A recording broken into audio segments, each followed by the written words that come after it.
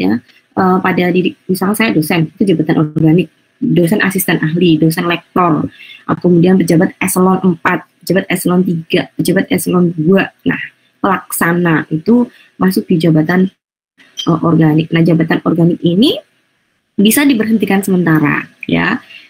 Bisa diberhentikan sementara ketika Anda misalkan, ya, salah satu contohnya ketika Anda memilih untuk menjadi anggota dari ombudsman, anggota perwakilan daerah. Misalkan Anda ditempatkan di KPP atau di Kanwil Jateng 1 di Semarang, ya. Kanwil Jateng 2 kan di mana tuh? Solo, ya. Kanwil Jateng 1, kemudian di sana ternyata ada kantor ombudsman, kantor perwakilan daerah. Nah, kemudian Anda melamar tuh. Boleh nggak sih saya melamar? Ya boleh saja, asal mendapatkan izin dari organisasi, ya. Boleh-boleh saja. Nah, kemudian ketika Anda menjadi anggota ombudsman tersebut, maka Anda status pegawai negeri sipilnya akan diberhentikan sementara. Jadi itu tidak dihitung masa kerja Anda, tidak dihitung, gitu ya.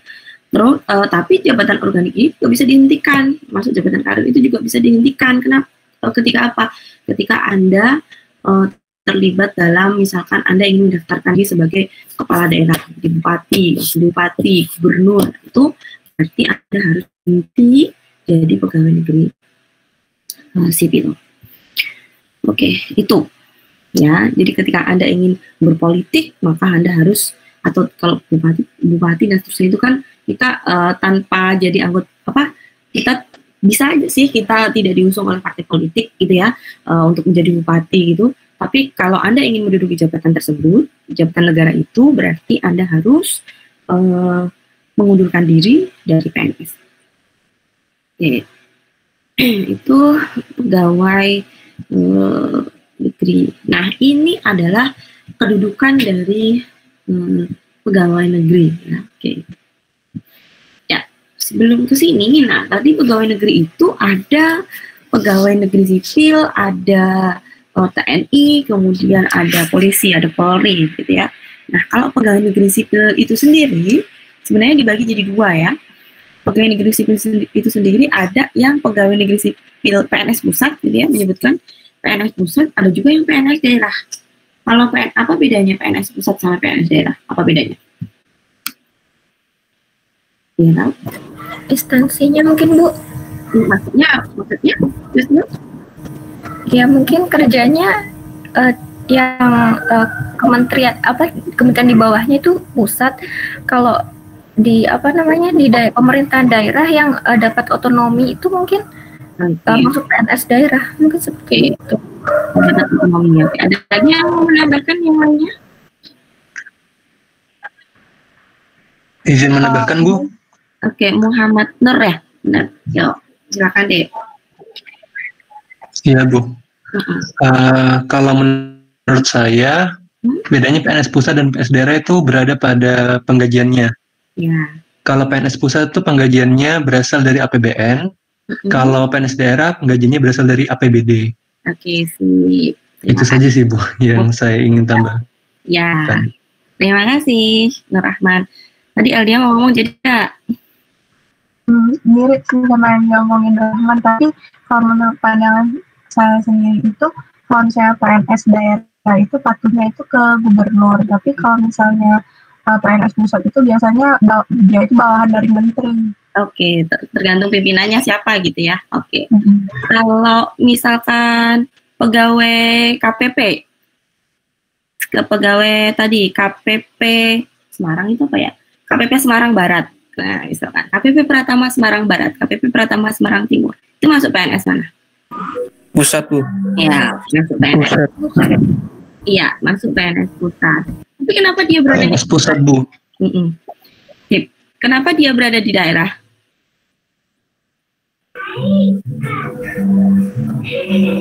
Perpanjangan tangan itu, Bu. Perpanjangan tangan. Ya. Apa istilahnya ya? Ya betul. Perpanjangan tugas gitu ya, betul. Bukan ya perpanjangan tangan, boleh lah ya. Jadi nanti akan Anda pelajari itu di OTK. Jadi jangan-jangan ketemu sama saya lagi. Atau OTK udah ada semester ini? Belum kan ya? Belum. Semester 6, Bu. Ya, oke. Bisa jadi ketemu saya ya, dengan ya. Ya, oke. Kalau misalkan kayak Kementerian Keuangan itu kan luas area wilayahnya sangat besar ya. Karena kita akan memungut penerimaan negara, kemudian kalau BC itu melakukan pengawasan, kemudian kalau KPPN itu dia akan mendistribusikan gaji-gaji dan seterusnya terkait dengan keuangan ya, pengeluaran keuangan negara. Nah, jadi stakeholder yang kita layani itu adalah seluruh Indonesia. Ya, seluruh kebijakannya memang yang mengeluarkan adalah dari pusat. Jadi kalau DJP misalkan, DJP itu ada kantor pusat, ada kantor yang ada di daerah. Ya, kantor pusat itu nanti urusannya kalau Anda bekerja di DJP pusat, itu nanti dia lebih banyak melakukan penelitian, kemudian melakukan kajian akademis, melakukan pengujian atas hasil peraturan hasil aturan ya, peraturan yang dikeluarkan, kebijakan yang dikeluarkan. Nah, itu yang melakukan itu adalah kantor pusat. Jadi dia lebih ke masalah kebijakan, kemudian evaluasi atas kebijakan yang dilakukan. Sementara kalau yang benar-benar termasuk dia juga melaksanakan ya untuk yang kantor pusat itu. Kalau yang benar-benar melaksanakan langsung, benar-benar dia yang berhadapan langsung dengan stakeholder itu adalah yang berada di daerah. Benar tadi perpanjangan tangan atau perpanjangan fungsi ya, perpanjangan fungsi dari yang ada di kantor pusat ya. Karena Kementerian Keuangan itu urusannya sangat beragam, kita punya 11 unit eselon 1 dan itu sangat beragam, jadi nggak mungkin kalau yang mengkontrol itu adalah dari pusat. Jadi kita butuh institusi yang mengontrol pekerjaan-pekerjaan yang ada di daerah. Maka nanti ada kementerian yang memiliki instansi vertikal yang dia memiliki jangkauan luas area yang sangat besar, di mana di situ di tiap-tiap daerah nanti mungkin akan terjadi duplikasi fungsi yang sama ya, antara Kanwil Jabar dengan Kanwil Jateng itu pasti akan melakukan fungsi yang sama, tapi yang membedakan adalah di sini adalah area atau wilayah. Itu. Oke, sekarang kita balik ke sini. Nah, ini adalah kedudukan pegawai negeri, ya. Kedudukan pegawai negeri di sini adalah dia berperan sebagai aparatur negara. Nah, ini mungkin sudah dibahas dengan detail di mata kuliah KW kewarganegaraan mungkin, atau di Pancasila mungkin sudah pernah disinggung terkait dengan ini. Jadi berkedudukan sebagai unsur aparatur negara. Nah, aparatur negara itu dia memiliki tugas untuk memberikan pelayanan kepada masyarakat. Di pertemuan pertama sudah disinggung. Jadi etika pelayanan publik ini tujuan utamanya itu adalah untuk menjalankan amanah yang ada di Undang-Undang Dasar 1945. Nah, di situ adalah tujuannya adalah mencerdaskan kehidupan bangsa dan seterusnya. Dan tujuannya adalah untuk organisasi publik pun demikian. Organisasi publik bertujuan untuk memberikan kesejahteraan kepada stakeholdernya. Dalam hal ini adalah masyarakat.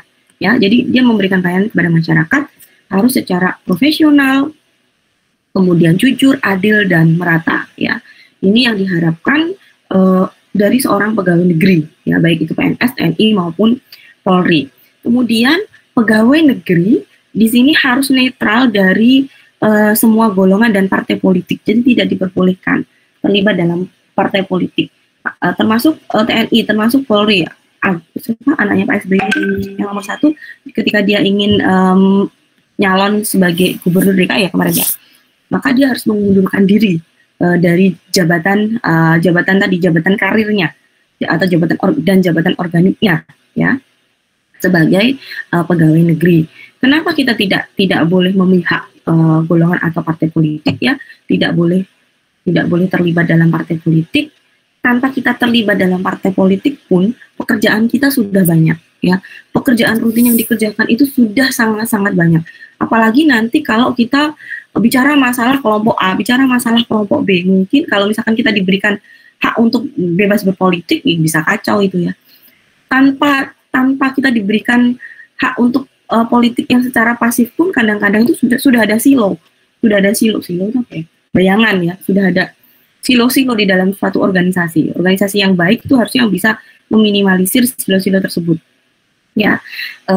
Silo ini misalkan gini, Anda sama-sama di DJP gitu ya, tapi ada yang ditempatkan di kantor pusat. Nah, kantor pusat pun ada yang ditempatkan di Direktorat PP1, Direktorat PP2, kemudian Direktorat Pajak Internasional. Ada juga yang ditempatkan di Kanwil, ada juga yang ditempatkan di KPP Pratama, ada juga yang ditempatkan di KP2KP misalkan yang paling kecil, KP2KP gitu ya.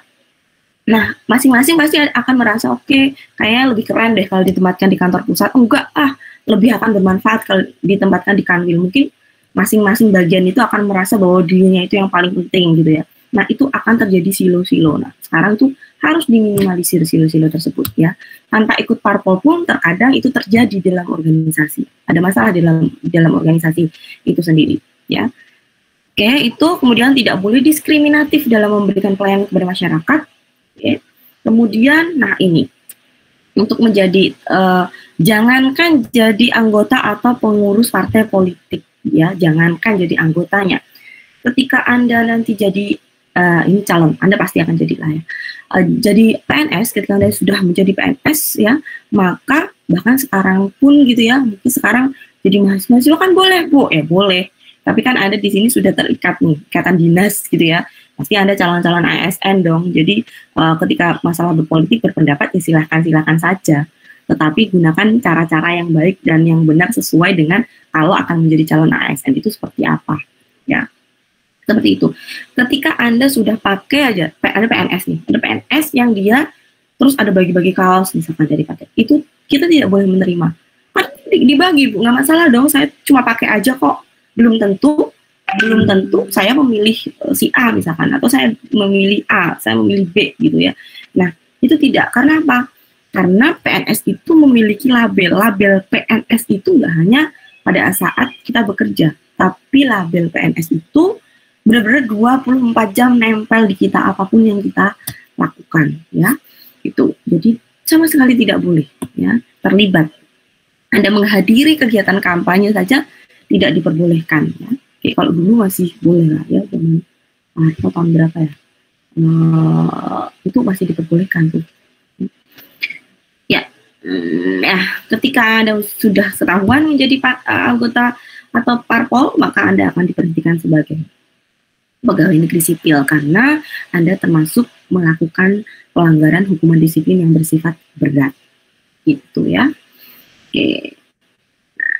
Oke. Ini kita sekarang bicara ke UASN nomor 5 terkait dengan aparatur sipil negara. Ya, ini disusun ini karena memiliki cita-cita ini ya, untuk mewujudkan tujuan negara. Nah, ini seperti yang tadi saya sampaikan. Ya, salah satunya adalah terkait dengan amanah yang ada di pembukaan Undang-Undang Dasar 1945. Kemudian mewujudkan aparatur ASN sebagai bagian dari reformasi birokrasi. Untuk memperkuat reformasi birokrasi, salah satunya adalah penguatan dirinya adalah lewat SDM-nya, ya, lewat ASN-nya. Oke, jadi untuk menyamakan visi, untuk menyamakan perilaku, maka perlu diperlukan ini aparatur untuk menyamakan bagaimana cara mengaturnya, gitu ya, bagaimana seorang ASN itu harus bertingkah laku dalam kehidupan sehari-harinya dalam bekerja, baik di luar pekerjaan ataupun di dalam jam kantor ataupun di luar jam kantor. Bagaimana dia harus berkomunikasi dengan stakeholder-nya, ya itu diatur. Bagaimana dia harus menjalankan pekerjaannya untuk melayani stakeholder-nya berdasarkan prinsip-prinsip, ya prinsip-prinsipnya itu harus sama untuk semua ASN. Walaupun nanti ketika Anda bekerja di institusi masuk ke Kementerian Keuangan misalkan, itu pasti akan ada nilai-nilai yang lebih spesifik yang sesuai dengan karakteristik dari Kementerian Keuangan itu sendiri. Oke, kita lanjut ke sini. Nah, ASN di dalam UASN itu ada dua jenis ya, ada PNS kemudian ada PPPK gitu ya. PPPK itu adalah pegawai pemerintah dengan perjanjian kerja. Jadi di sini ada kontrak kerja. Jadi di sini ada unsur waktu ya. Ketika misalkan dia sudah tidak sesuai atau waktu kontraknya sudah habis atau dia tidak bisa menjalankan pekerjaan sesuai dengan kontrak yang dijanjikan di awal, maka dia bisa diberhentikan sebagai PPPK. PNS pun demikian ya. Tapi lebih susah untuk memecat seorang PNS. Tapi tidak berlaku di Kementerian Keuangan ya, Bu. Pada masanya Bu Sri Mulyani ya. Sejak masanya Bu Sri Mulyani. Nah, ketika seorang PNS sudah ketahuan, dia sudah melakukan pelanggaran terhadap integritas, ya, dia melakukan fraud terkait dengan pengelolaan keuangan negara, maka dengan tegas dia bisa dikeluarkan dari lingkungan Kementerian Keuangan. Ya, untuk mengeluarkan seorang PNS itu, memang dia harus dia sudah melanggar hukuman disiplin yang sifatnya adalah berat.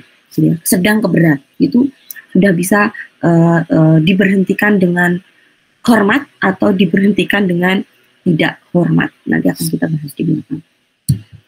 Oke, itu ada PP. Nah, untuk PNS dan PPWK ini tentunya akan memiliki hak dan kewajiban yang berbeda-beda, ya, akan memiliki hak dan kewajiban yang berbeda. Oke, jenis dan kedudukan ASN. Nah, oke, ini PNS diangkat oleh pejabat pembina kepegawaian, ya, pejabat pembina kepegawaian tadi, kecuali untuk tadi ya JPT, jabatan pimpinan tinggi utama dan madya, jabatan fungsional utama itu akan diangkat oleh presiden langsung. Ya, kalau di bawahnya ini akan diangkat dan ditetapkan oleh PPPK, ya, pejabat pembina kepegawaian. Sesuai dengan levelnya tadi. Kalau kementerian berarti oleh menterinya, kalau lembaga berarti lembaga non kementerian, ya. Lembaga non kementerian berarti oleh pimpinan lembaga, kalau provinsi oleh gubernur, kalau dan seterusnya. Kemudian PNS ini memiliki NIP, sementara PPPK tidak memiliki NIP, ya. Oke, tidak memiliki NIP, tapi ada istilahnya sendiri, ya. Kemudian menduduki jabatan pemerintah. Jadi dia memiliki jenjang karir yang jelas, mulai dari pelaksana sampai yang level yang tinggi. Sementara kalau PPPK tidak, dia hanya melaksanakan tugas saja. Ya, jadi jenjang karirnya tidak ada. Ya, jadi dia hanya melaksanakan tugas saja. Oke, dia diangkat dengan perjanjian kerja sesuai dengan kebutuhan instansi. Jadi PPPK ini akan diadakan itu sesuai dengan kebutuhan instansi saja, ya. Ketika misalkan PNS yang sudah diangkat yang definitif itu ternyata kok masih kurang dan ternyata untuk melakukan rekrutmen itu yang ada di BKN formasinya tidak ada, ya, tidak dibuka formasinya oleh BKN, gitu ya. Maka institusi, kemudian kita ternyata memiliki dana untuk menggaji, maka institusi bisa mengajukan atau bisa mengusulkan formasi untuk PPPK, gitu ya.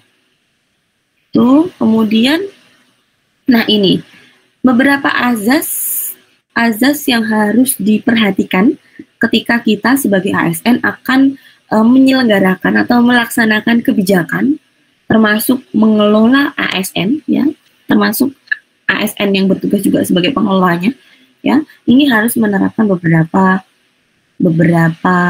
azas ini, ya. Kalau kepastian hukum itu berarti apa tuh? Lebih ke apa kepastian hukum? Peraturan, Bu. Oke, jadi harus ada segala jenis penyelenggaraan kebijakannya, kemudian manajemen ASN-nya harus based on peraturan yang berlaku. Sip, Laili. Kalau profesional? Sesuai dengan kompetensinya, Bu. Memiliki kompetensi. Oke, sesuai dengan kompetensinya. Kemudian apa lagi yang dikatakan profesional? Ada etika. Oke, benar. Dia harus code of conduct, dia mematuhi etika, mematuhi peraturan-peraturan yang berlaku, gitu ya. Oke, kemudian dia harus akuntabel, bertanggung jawab. Oke, tapi di sini diatur tersendiri, ya. Kemudian ada proporsionalitas. Proporsionalitas berarti? Mungkin ini, Bu, tindakannya itu sesuai dengan tujuannya, Bu. Tujuan untuk mencapai. Oke, tindakannya harus sesuai dengan tujuannya. Tindakannya harus sesuai dengan setiap ASN itu pasti memiliki tujuan tertentu. Setiap ASN pasti memiliki kewajiban tertentu. Kewajibannya itu diatur dalam uraian jabatannya, ya, masing-masing ASN. Kalau Anda jadi pelaksana, begitu nanti Anda definitif tuh ditempatkan di KPP Pratama Pondok Aren, misalkan. Anda harus cek dulu tuh sebagai pelaksana. Oke, saya ditempatkan di KPP Pondok Aren, saya di bagian pelayanan misalkan. Di seksi pelayanan. Anda cek dulu tuh uraian jabatan di seksi pelayanan apa, di situ sudah tertulis dengan jelas apa yang harus Anda kerjakan. Dan di uraian jabatan itu juga sudah ditulis dengan jelas aturan apa yang digunakan untuk melaksanakan. SOP nomor berapa yang akan digunakan. Siapa yang dilayani, stakeholdernya siapa.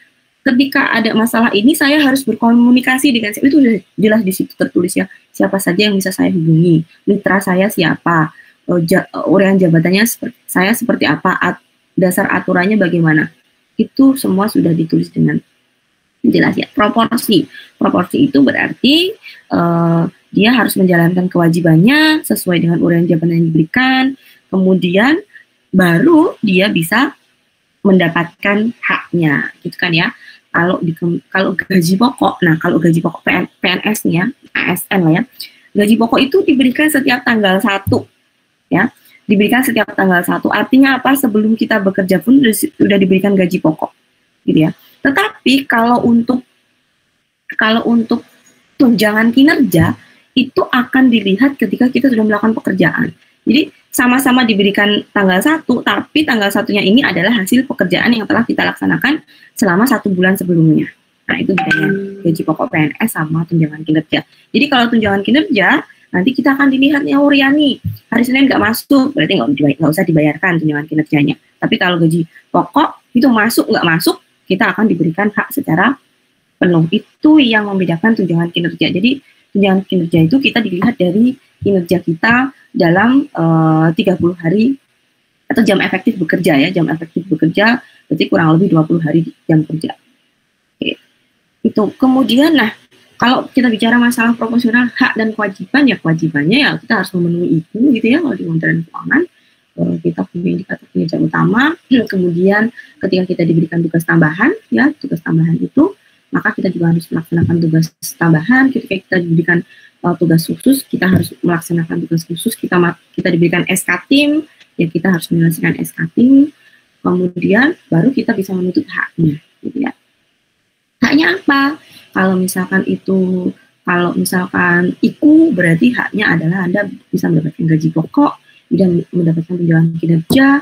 Kemudian kalau itu misalkan tugas tambahan yang bukan TUSI ya. Kalau tugas tambahan masih dalam ranah TUSI.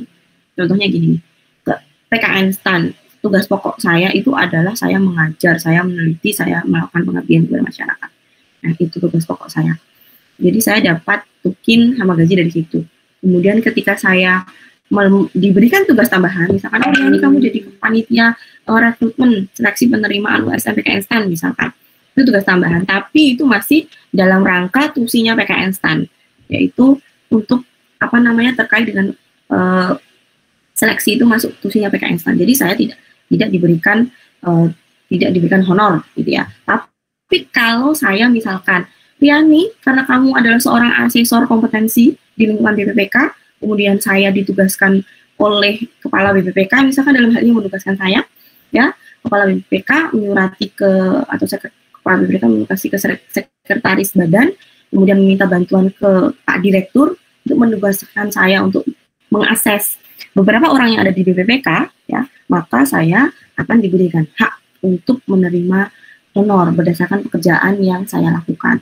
Tetapi untuk melaksanakan tugas yang di luar tusi saya, tentunya saya harus mendapatkan approval izin dari Direktur PKN STAN. Oke, boleh, misalkan Pak Dir, oke boleh Riani kamu melakukan pekerjaan ini asalkan itu kamu tidak ada jadwal mengajar di situ, kamu tidak ada jadwal untuk melakukan penelitian, kamu tidak ada jadwal untuk melakukan penelitian masyarakat.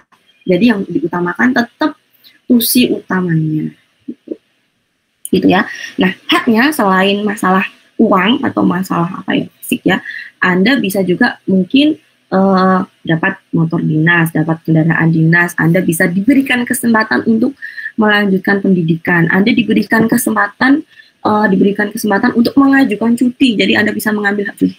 Ketika Anda sudah bekerja dengan sangat baik, gitu ya, semua pekerjaan sangat baik, kemudian Anda mengajukan cuti, harusnya di ACC dong, gitu ya. Kecuali memang pada saat itu, pada waktu itu, kayak pajak tuh bulan-bulan Maret, April gitu ya. Oh, itu peak season gitu ya. Jadi biasanya tidak ada pegawai yang akan diberikan cuti, walaupun cuti itu hak, gitu ya, kecuali cuti sakit, gitu ya. Termasuk kalau di tempat saya itu ketika bulan-bulan September atau bulan-bulan November tuh biasanya akan sangat jarang diberikan cuti, ya, karena bulan-bulan itu adalah bulan-bulan yang genting. Jadi walaupun kita punya hak itu tetap harus mendapatkan approval dari pimpinan. Oke. Kemudian terpadu itu adalah lebih ke satu sistem pengelolaan, ya. Jadi harusnya itu nggak saling tumpang tindih, gitu ya, nggak saling tumpang tindih. Jadi terpadu pengelolaannya dilakukan secara terpadu secara nasional. Contohnya nih ya, ketika kita data terkait dengan data pegawai atau data ASN, Kementerian Keuangan memiliki itu, ya, Kementerian Keuangan memiliki database yang sangat baik untuk pegawainya. Nah, sebelum BKN juga memiliki database. Tadi Kementerian Keuangan sudah mengkategorisasikan dengan sangat-sangat detail. Kita punya HARIS sebenarnya, Human Resource Information System. Nah, di HARIS itu semua bisa dicek. Saya gaji pertamanya berapa, SK saya nomor berapa, saya sudah pernah ikut diklat apa saja, pelanggaran disiplin saya apa saja, itu bisa dicek. Cuti saya kapan saja itu bisa di-track gitu ya di HARIS-nya Kementerian Keuangan ya. Kalau Kementerian Keuangan kita sudah bisa mengajukan cuti lewat online. Saya nggak tahu kementerian yang lainnya seperti apa. Nah, karena kita satu pintu, maka harusnya data yang dimiliki, data terkait dengan kepegawaian, misalkan Riani sudah pernah mutasi berapa kali di kantor mana saja, ya itu bisa di-track itu. Nah, data itu nanti akan diintegrasikan dengan data yang dimiliki oleh BKN. Jadi ketika saya cek tuh NIP, ya kita kan punya atau bisa cek portalnya BKN. Ketika saya cek NIP-nya, ya kode uniknya itu adalah NIP-nya, maka saya bisa nge-track tuh, oke, Riani sekarang kantornya di sini, suaminya si A, suaminya PNS atau non PNS, itu bisa dicek semuanya. Anaknya berapa itu bisa dicek semuanya. Tinggalnya ada di mana, itu bisa dicek semuanya. Satu pintu. Ya, secara nasional. Kemudian delegasi. Nah, tadi dalam memanajemen ASN itu juga PPPK, pejabat pembina kepegawaiannya, itu juga bisa mendelegasikan pekerjaannya, baik itu terkait dengan manajemen administratifnya maupun itu terkait dengan pekerjaan hard kompetensinya. Jadi bisa didelegasikan sesuai dengan tugas, kalau presiden berarti sesuai dengan tugasnya masing-masing kementerian gitu ya. Kalau menteri berarti sesuai dengan tugasnya masing-masing eselon 1. Kalau eselon 1 ya udah semakin ke bawah maka itu akan menjadi semakin spesifik pekerjaannya. Itu. Jadi dia bisa mendelegasikannya ya ke pihak-pihak yang terkait. Kemudian netralitas. Ya, netralitas berarti apa tuh kalau netralitas? Gampang lah, netralitas. Tidak pada kepentingan apapun. Ya, saya coba. Tidak berpihak kepada pengaruh atau kepentingan manapun. Oke, tidak berpihak ya, oke. Tidak berpihak, tidak memihak pada kepentingan siapapun. Jadi tadi ya kita tuh harus netral, nggak boleh mihak golongan A, nggak boleh mihak golongan B, ya. Jadi dalam menyelenggarakan kebijakan, kemudian termasuk mengelolanya, berarti kita tidak boleh memihak siapapun. Ya, walaupun itu, dia ponakan saya, dia paman saya, ya enggak ada urusannya dengan itu. Jadi ada coy gitu ya, coy, conflict of interest ya harus, dan coy itu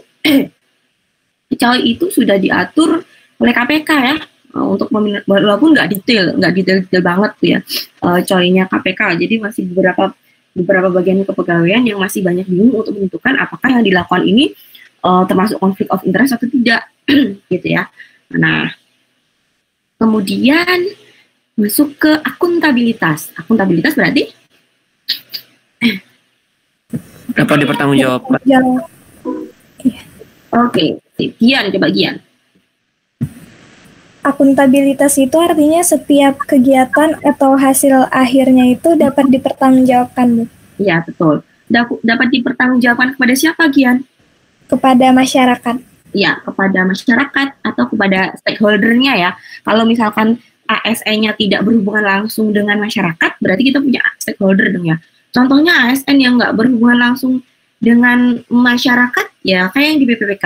Yang di BPPK itu kan yang dilayani, BPPK yang dilayani itu adalah pegawai. Jadi stakeholder-nya adalah pegawainya, gitu ya. Yang berhubungan langsung dengan masyarakat, ya PKN STAN, ya. Dalam ketika dia membuka melakukan rekrutmen seleksi, ya. Jadi dia harus memberikan layanan kepada masyarakat. Itu kalau yang BPPK cuma PKN STAN kayaknya. Oke, terus Gian. Kemudian efektif dan efisien. Nah, efektif efisien berarti ini tepat guna, kemudian lebih ke tepat guna, lebih ke tepat waktu gitu ya, sesuai dengan target, sesuai dengan tujuan gitu. Kalau terbuka berarti gimana tuh terbuka? terbuka bagi publik, Bu. Terbuka bagi publik. Hanya bagi publik aja kah? Kalau di aturan gitu ya, dari terbuka bagi publik. Tapi apa? Transparan mungkin, Bu? Lebih ke transisinya transparan?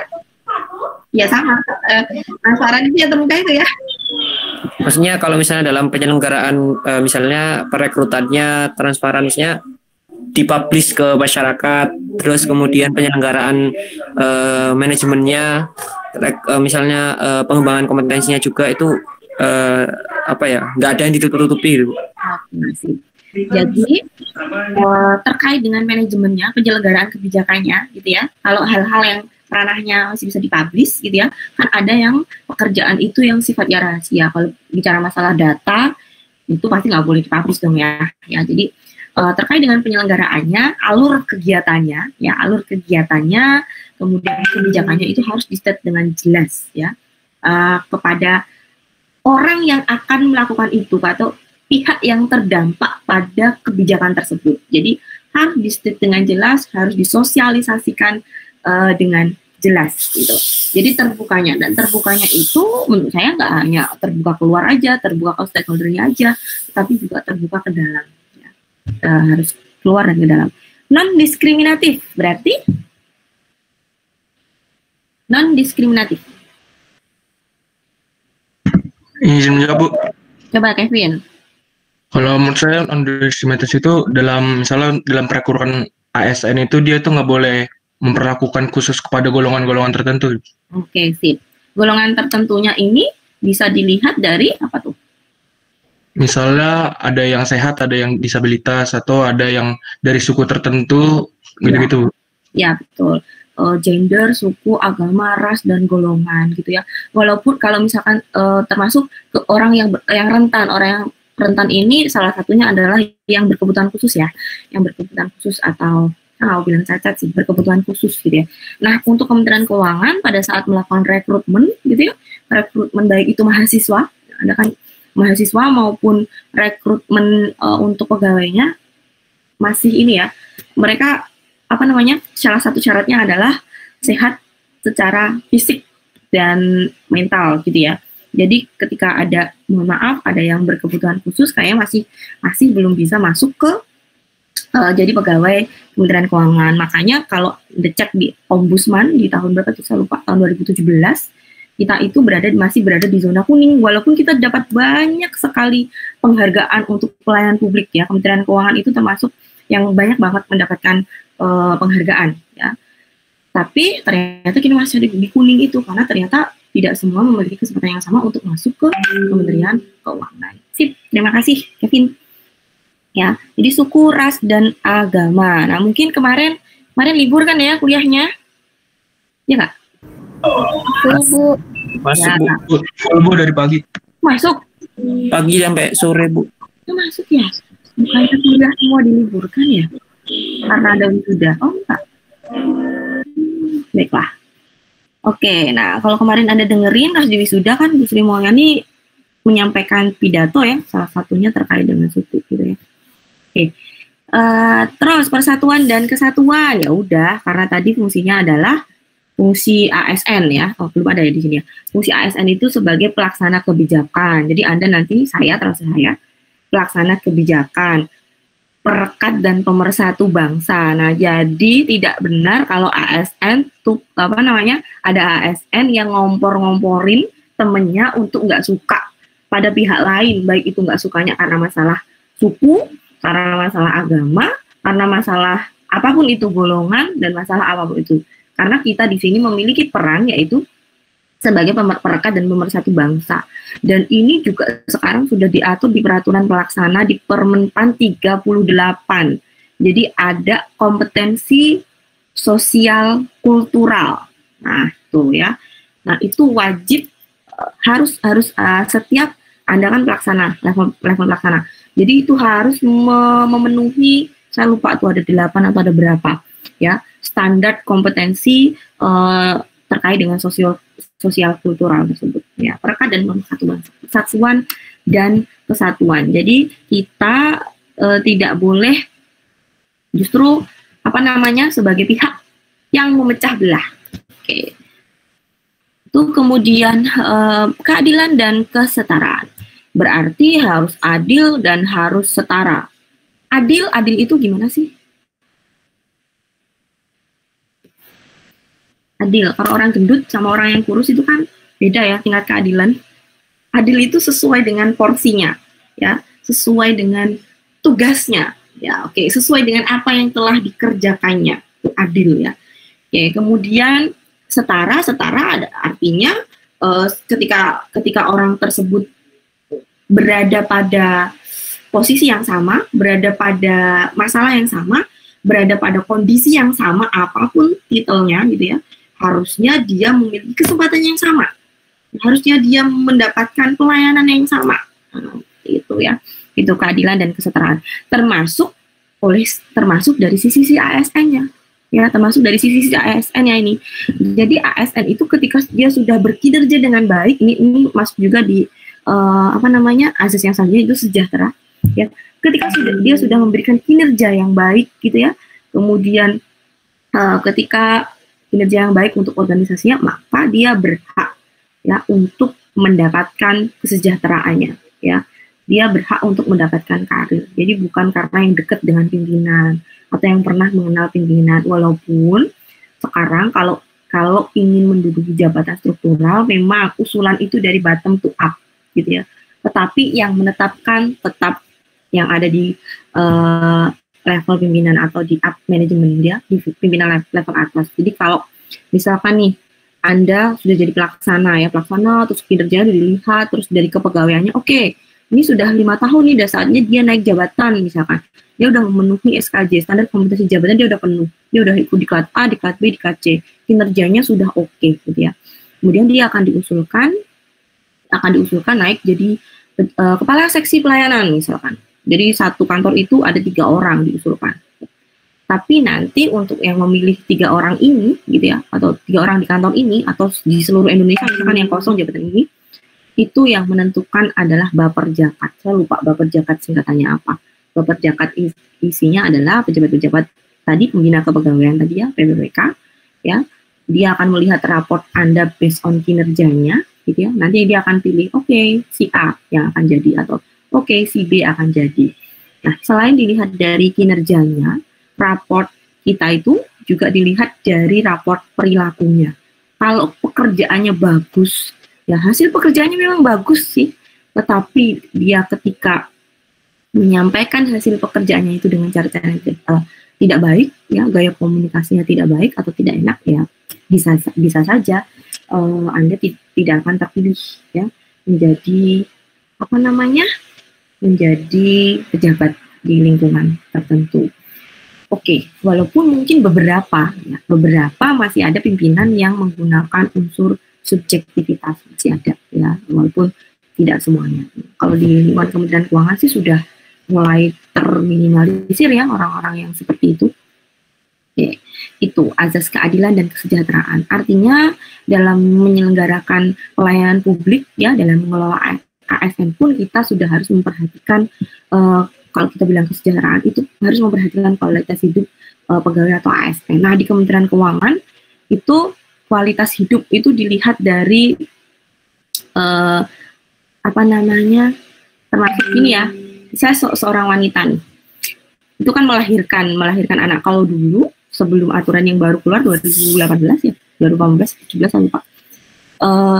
Ketika ada orang yang cuti melahirkan, maka dia tidak akan mendapatkan gaji penuh, gaji full, ya, tunjangan kinerja tidak penuh karena dia dianggap tidak bekerja.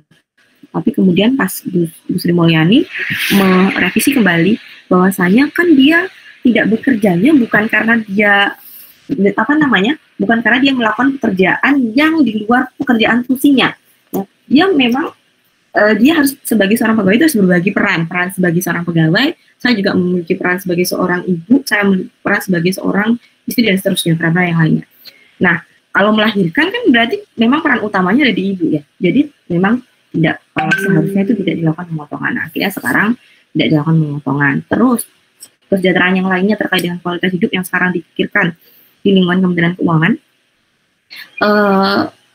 Pegawai Kementerian Keuangan, baru slide 16 sudah jam segini. pegawai di Kementerian Keuangan itu sebagian besar adalah alumni PKN, alumni STAN ya, alumni STAN. Nah, alumni STAN atau non alumni STAN pun juga banyak. Nah, ya biasanya alumni STAN itu akan nikah dengan alumni STAN. Artinya apa? Biasanya pegawai Kementerian Keuangan akan nikah dengan pegawai Kementerian Keuangan. Nah, di dalam aturan kepegawaian sudah ada aturan bahwa antar pasangan di pegawai di Kementerian Keuangan itu tidak boleh bekerja dalam satu level unit eselon 3 yang sama. Jadi ketika ada suami istri yang berada di level eselon 3 yang sama, maka salah satunya itu harus keluar dari situ. Jadi misalkan saya dan suami saya kantornya di KPP Patangan Pondok Aren. KPP itu adalah levelnya paling tinggi itu adalah eselon 3 gitu. Jadi ketika saya dan suami saya sama-sama pegawai Kementerian Keuangan kerja di situ, maka salah satunya akan dipindahkan. Saya akan dipindahkan. Kalau saya dipindahkan ke KPP Serpong, alhamdulillah kalau pindahnya di KPP Serpong. Tapi ada yang ketemunya teman saya nih ya, ketemunya di KPP di Bandung kan, KPP Pratama yang ada di Bandung. Ketemu di situ, kemudian menikah. Akhirnya yang satu masih di Bandung, yang satu pindah ke Aceh, misalkan ya. Nah, sekarang sedang dikaji terkait dengan kualitas hidup itu seperti apa sih, gitu ya. Nanti bagaimana sih, termasuk sekarang Kementerian Keuangan sedang mengkaji ada kantor satelit. Nah, apalagi itu kantor satelit gitu ya. Nah, Kementerian, mungkin kemarin sudah saya singgung ya, Kementerian Keuangan itu sedang mengkaji terkait dengan flexible working space. Ya, minggu kemarin itu sempat sudah di Biro Organta itu sudah dipanggil karena kita sudah mengeluarkan PMK-nya dan dijalankan. Nah, FBS ini sekarang dipercepat dengan adanya pandemi. Kita memang sudah mulai memikirkan itu sejak tahun 2018. Terus gara-gara ada pandemi ini ya, itu segera dikeluarkan itu ya. Karena flexible working space itu ternyata tidak semua pekerjaan itu harus dikerjakan di kantor definitif atau di kantor ketika di kantor kita ditempatkan. Sekarang saya tempatnya di PKN STAN. Jadi saya nggak harus pergi ke kantor untuk menyelesaikan pekerjaan. Contohnya meneliti. Saya nggak harus meneliti di kantor dong ya. Penelitian justru akan saya lakukan di luar kantor. Jadi saya nggak perlu fingerprint ada di kantor. Terus saya melakukan pengabdian masyarakat. Tapi pekerjaan-pekerjaan yang lainnya termasuk mengajar, ternyata di kondisi pandemi seperti ini kita bisa mengajar via daring. Walaupun saya sangat yakin sih ketercapaian dari hasil belajar daring mungkin tidak sebesar gitu ya. Tidak sebesar ketika saya belajar secara offline. Mungkin Anda juga rasakan tingkat beban stresnya, mungkin Anda juga bisa rasakan beban stresnya itu terutama di sisi mahasiswa ya. Saya nggak tahu Anda beban stresnya lebih rendah atau lebih tinggi kalau daring sama off, atau sama aja Bu, nggak ada bedanya. Ya. Lebih tinggi daring Bu. Lebih tinggi daring. Oke. Lebih tinggi daring. Saya tuh baru ngeh itu karena awalnya sudah ngeh ya pasti anak-anak seperti ini. Tapi sangatnya itu ketika saya udah nonton apa tuh, ada ya PKN itu ada film pendek, serial film pendek apa tuh, Arah gitu ya. Yang kadang jadi seorang dosen itu harus memahami, oke dari sisi mahasiswa ternyata begini ya. Mereka punya permasalahan yang lainnya. Di rumah harus berbagi fasilitas dan seterusnya. Anda mungkin ada beberapa yang mengalami hal itu. Tapi kalau ada yang merasa, Bu kayaknya lebih enak di rumah aja. Nah, itu orang yang bilang seperti ini biasanya karena dia memang fokusnya ya fasilitas terpenuhi. Bila dibandingkan di kosan dengan di rumah, fasilitas di rumah lebih oke. Kemudian dari sisi makanan dia lebih oke. Dia tidak perlu berbagi fasilitas dengan keluarganya. Nah, itu pasti akan memilih saya lebih nyaman kalau non daring ya. Oke, karena tugas saya untuk belajar. Sementara mungkin ada mahasiswa yang menghadapi masalah yang lainnya. Gitu. Oke, saya tadi cerita apa nih? Jadi kemana-mana? Ya, kita bicara masalah kesejahteraan. Oke, nah pada saat daring itu sangat-sangat tinggi ya ininya ya Anda ya. Nah, bicara masalah kualitas hidup tadi, Kementerian Keuangan sudah mulai mencoba itu dan flexible working space dan kemarin itu sudah mulai dibahas di PAN-RB. Aturan itu artinya apa? Bisa jadi FBS ini nanti akan diterapkan tidak hanya di Kementerian Keuangan, ya, tetapi juga diterapkan di kementerian yang lainnya, bahkan sampai ke Pemda, ya. Ketika sudah dilihat, oh Kementerian Keuangan berhasil kok menyelenggarakan itu, nanti sistemnya bagaimana sih?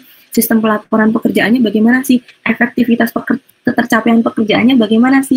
Nah, walaupun itu memang harus dikaji, harus dilihat dulu karakteristik dari pekerjaannya. Nah, kalau kantor layanan gimana, Bu? Yang harus ketemu stakeholder ya. Kalau untuk kantor layanan, ketika Anda bekerjanya di front office, ya memang tidak bisa dibawa di rumah. Tapi mungkin kalau di back office, ya back office ketika datanya sifatnya tidak rahasia, kita tidak terkoneksi dengan server, kadang-kadang server itu kan pakai LAN ya, pakai koneksi tertentu gitu ya. Nah, kayak gitu, nah itu bisa aja, itu tidak bisa dikerjakan di rumah. Walaupun sekarang kita bisa aja kan ya, kalau kita pakai LAN tertentu, kita bisa pakai FortiClient gitu ya. Kalau di Kementerian Keuangan itu bisa. Kemudian kantor satelit, itu juga sebagai salah satu wujud untuk meningkatkan kualitas hidup. Nah, Kementerian Keuangan minggu kemarin juga baru menyampaikan survei pada 2 minggu yang lalu ya, survei terkait dengan pembentukan kantor satelit. Apa sih kantor satelit itu? Mungkin ada yang udah pernah dengar. Kantor satelit itu gini, misalkan ada yang pegawai yang ditempatkan di PKN STAN gitu ya, tetapi dia home base-nya, kalau Kementerian Keuangan ini kan bisa ditempatkan di mana aja dia, di seluruh Indonesia. Jadi dulunya dia di BDK Pekanbaru, kemudian dia mutasi di BDK Denpasar, mutasi lagi BDK Makassar, terus sekarang ada di PKN STAN. Nah, tapi home base keluarga dia, karena pindah-pindah itu, nggak mungkin ya, saya beli rumah di setiap tempat pindah, saya beli rumah. Terus untuk kenyamanan pendidikan anak, mungkin pegawai itu memilih yang sudahlah home base-nya dia di Jogja aja misalkan. Jadi dia memilih home base-nya di Jogja, anak istrinya ada di Jogja, atau mungkin karena istrinya PNS di Jogja, atau istrinya pekerjaannya ada di Jogja. Jadi dia memilih home base-nya di Jogja. Jadi dia PJKA kalau pakai kereta api. Jadi setiap weekend pulang kampung. Terus kalau pakai pesawat ya 2 minggu sekali lah dia pulang kampung. Nah, sekarang di Kementerian Keuangan kita sedang membuat yang namanya kantor satelit. Kantor satelit artinya apa? Ketika dia ditempatkan di BDK Denpasar, home base-nya ada di Jogja, dia tidak harus bekerja ke BDK Denpasar, tapi dia bisa bekerja di kantor satelit. Kantor satelitnya di mana? Ya kantor yang masih berada di bawah Kementerian Keuangan, tapi lokasinya dekat sama home base, atau kantor lain yang ditunjuk untuk sebagai kantor satelit gitu ya. Nah, itu untuk meningkatkan kualitas hidup, supaya hidup kita life balance, supaya hidup kita balance. Kenapa? Karena jam kerja di Kementerian Keuangan termasuk sangat panjang bila dibandingkan dengan kementerian yang lain, ya. Kita itu termasuk yang panjang, dari jam 7:30 sampai jam 5 sore, ya. Itu cukup panjang, ya. Padahal ada hasil penelitian, ada yang menyebutkan bahwa kalau orang itu akan bekerja efektif ketika dia bekerjanya kurang dari 8 jam, 6 jam ya kalau nggak salah dalam sehari. Oke, kita masuk ke selanjutnya. Masih ada 10 menit. Prinsip dasar. Nah, prinsip dasar itu nilai dasar. Nanti akan ada nilai dasarnya apa. Jadi sebagai ASN gitu ya, nilai dasar yang digunakan ASN itu adalah bertujuan untuk menjaga kehormatan aja, menjaga kehormatan untuk ASN itu sendiri. Jadi nilai dasarnya harus sama. Saya masih ingat ketika saya masuk jadi PNS di lingkungan Kementerian Keuangan tahun 2009, itu adalah rekrutmen sarjana pertama setelah tahun 1995 kalau nggak salah, 1997. Jadi setelah 1997 Kementerian Keuangan itu tidak pernah menerima sarjana, hanya lulusan dari PKN STAN baru. Pada zaman saya 2008 buka lowongan, 2009 kami direkrut. Nah, pada saat itu kita semua dikumpulkan tuh 1.700 orang oleh Bu Sri Mulyani. Beliau menyampaikan bahwasanya ketika kita sudah menjaga martabat diri sendiri, maka kita secara otomatis kita itu sudah menjaga martabat dari institusi yang menaungi diri kita. Kalau kita sudah tidak bisa menjaga martabat diri kita sendiri, berarti kita tidak bisa menjaga martabat institusi. Kenapa? Labeling dari PNS ini atau ASN ini itu adalah berlaku 24 jam. Jadi ketika misalkan saya, Riani, kamu telah melakukan kamu melanggar norma adat, misalkan, pasti akan yang akan dilihat adalah siapa sih dia, pegawai mana sih dia, mungkin ada yang melihat anaknya siapa sih dia, akan melihat background kita. Jadi pasti, oh dia seorang PNS, pasti itu akan tersebut di dalam masyarakat. Jadi baik-baiklah Anda termasuk saya, ya, untuk menjaga martabat diri sendiri. Tuh. Kemudian ada kode etik dan kode perilaku, harus berprinsip pada kode etik dan kode perilaku, memiliki komitmen dan berintegritas serta bertanggung jawab dalam memberikan pelayanan pada publik. Ini berat lah ya. Kemudian kompetensi yang diperlukan sesuai dengan bidang tugas, kemudian memiliki kualifikasi akademik yang sesuai dengan bidang tugasnya. Kemudian jaminan perlindungan hukum dalam ada jaminan perlindungan hukum dalam melaksanakan tugasnya, ya. Jaminan perlindungan hukum itu pasti ada aturan-aturannya ya di situ ya. Kemudian harus profesional dalam melaksanakan jabatannya. Itu prinsip-prinsipnya. Ini sudah. Oke, kita masuk ke sini.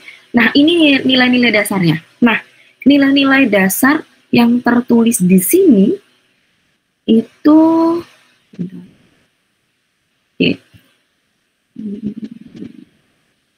ini akan sama ya, nilai dasar yang tertulis di sini itu nanti akan sama seperti ketika Anda mengucapkan janji atau sumpah PNS ya.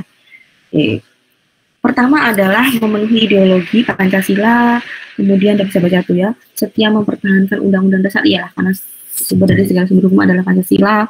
Kemudian amanah kita sebagai ASN tadi dari ditulis dalam Undang-Undang Dasar 1945.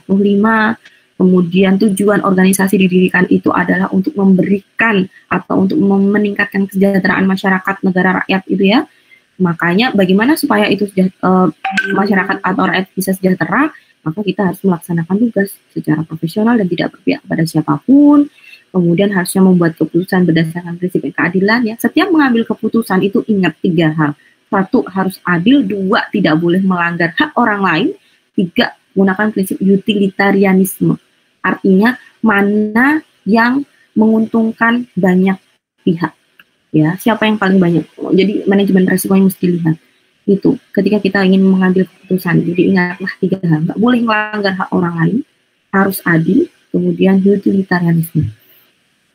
Menciptakan lingkungan kerja yang non-diskriminatif, memelihara dan menjunjung tinggi standar etika yang luhur, kemudian ini ya, mempertanggungjawabkan tindakan dan kinerjanya kepada publik, dan seterusnya. Anda bisa baca.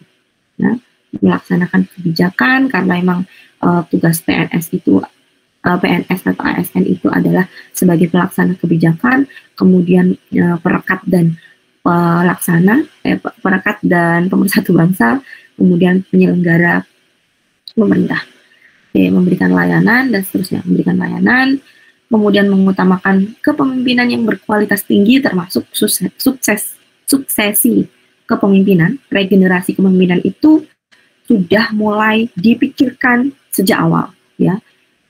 Jadi biasanya nanti Biro SDM akan minta tuh, ini 100 terbaiknya siapa? Lulusan alumni PKN STAN.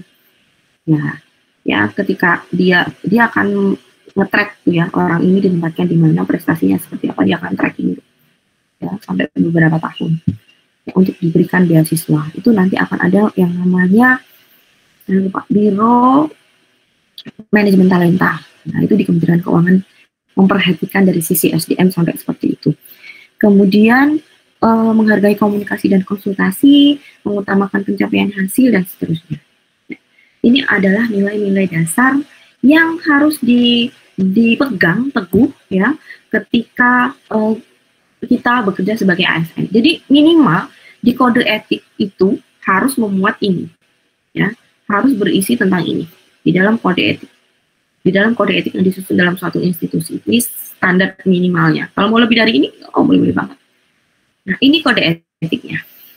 Ya, nilai dasar. Nah, beberapa yang ada di nilai dasar itu akan disusun dalam kode etik dan perilaku ASN.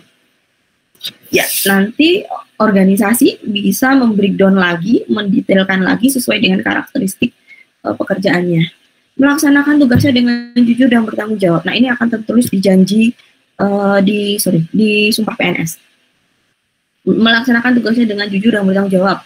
Kemudian cermat dan disiplin, melayani dengan sikap hormat, sopan dan tanpa tekanan.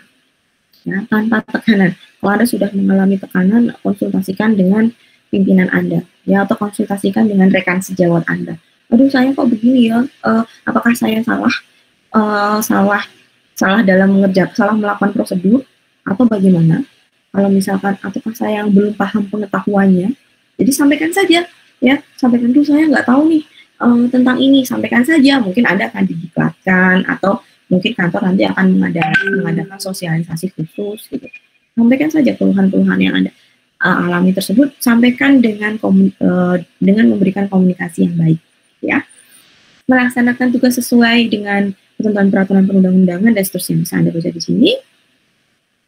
Kemudian, nah ini yang perlu di-note ya, melaksanakan tugas sesuai dengan perintah atasan atau pejabat yang berwenang. Tapi ada catatannya, sejauh tidak bertentangan dengan ketentuan peraturan perundang-undangan dan etika pemerintahan. Jadi, tidak semua tugas yang diberikan oleh atasan atau pimpinan Anda tersebut itu telah memenuhi aturan atau ketentuan yang berlaku. Jadi Anda juga harus kritis terhadap tugas yang diberikan. Ya. Anda cek dulu, benar nggak? Ini melanggar nggak? Ini tidak melanggar nggak? Jangan terus, misalnya sebagai bawahan yang baik, maka semuanya oke. Yes man, bukan seperti itu. Karena kemarin ada ya, fresh graduate, terus dia terlibat. Ya, dia diindikasikan terlibat dalam masalah fraud. Gitu ya. Kenapa? Karena si fresh graduate ini ternyata dia tidak memperhatikan uraian jabatannya seperti apa. Ternyata hal itu tidak boleh dilakukan. Nah, dia pimpinannya minta tuh, tolong dong ini bikin seperti ini, olah datanya jadi begini. Ada diarahkan seperti itu, gitu ya. Nah, kemudian ternyata dicek tuh ada pengaduan tuh, dicek ternyata pimpinannya ini dia melakukan fraud. Begitu dicek siapa yang membantu dia menyelesaikan pekerjaan ini, ternyata si fresh graduate itu terlibat. Ya udah deh, Anda pasti akan kena hukuman disiplin. Itu yang perlu diperhatikan. Uraian jabatannya seperti apa? Ya, tolong diperhatikan baik-baik. Ya, saya boleh bekerja sama dengan siapa, SOP-nya bagaimana, kode etiknya bagaimana, aturan-aturan lainnya bagaimana. Itu kreatif boleh, tapi kreatif ASN itu dibatasi. Kreatif yang tidak breaking the rule, kreatif yang tidak menabrak pada aturan. Gitu ya. Oke. Itu kemudian menjaga kerahasiaan yang menyangkut kebijakan negara. Oke. Jadi kalau Anda, terutama nih yang jadi sekretaris itu banyak kan ya, nanti ada surat-surat rahasia, kayak gitu-gitu. Anda foto, klik di foto, dikasih ke temannya, teman dekatnya, satu orang. Ini loh ada info begini, rahasia, nanti jangan kasih tahu siapa-siapa. Ternyata temannya ngasih tahu ke temannya, jadi akhirnya menjadi rahasia umum. Itu tidak diperbolehkan. Karena nanti begitu itu sudah tersebar gitu ya, itu akan di-tracking. Kalau di tiap institusi beda ya kebijakannya. Kalau di BPPK itu 10 orang pertama yang nyebar itu nanti akan kena hukuman disiplin. Tergantung, tapi itu tergantung tingkat keurgenan, tingkat kerahasiaan. Berdampak apa sih efek kalau informasi itu terbuka ke publik, itu dampaknya apakah hanya berdampak pada institusi saja atau sampai berdampak pada satker kecilnya atau institusinya Kementerian Keuangan secara umum, atau berdampak pada negara.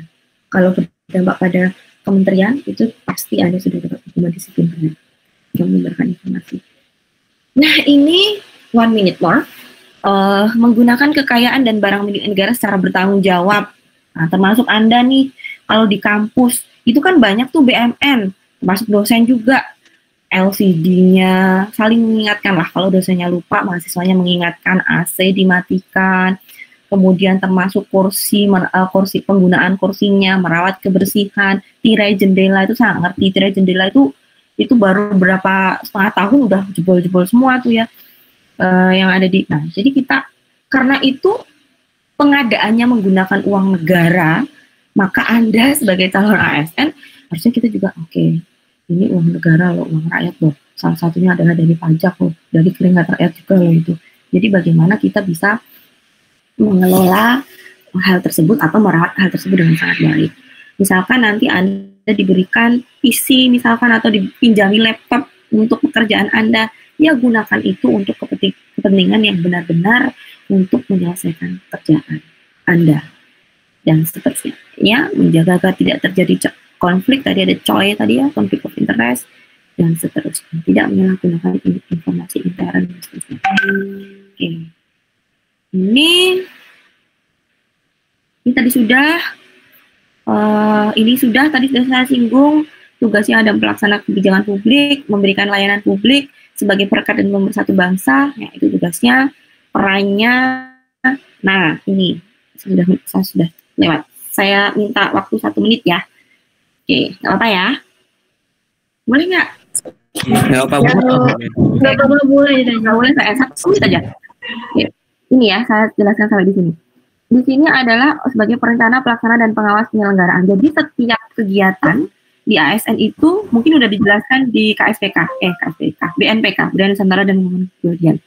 Ya, ada yang namanya pekerjaan itu budaya organisasi dinamakan plan, do, check, action. 4 pekerjaan itu yang akan dilakukan untuk setiap pekerjaan. Plan, setiap pekerjaan itu harus direncanakan dengan baik. Do, harus dilakukan sesuai dengan hasil perencanaannya.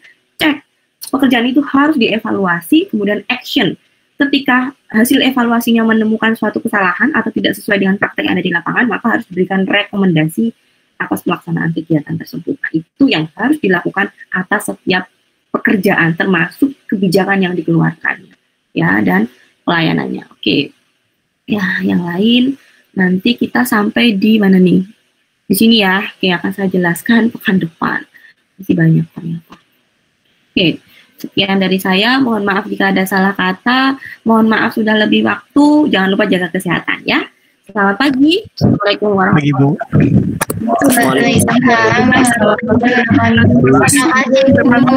Terima kasih Bu. Terima kasih Bu.